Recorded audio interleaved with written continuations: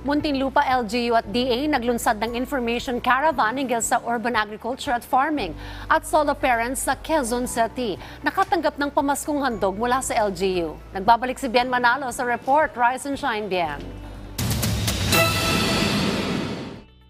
Naging makabuluhan naman ang isinagawang information caravan ng Muntinlupa Government katuwang ang Department of Agriculture. Ang naturang caravan ay pinamagatang agrikultura sa kalunsuran para sa masaganang kinabukasan. Layo nitong palakasin ang kampanya sa urban agriculture at farming sa lungsod.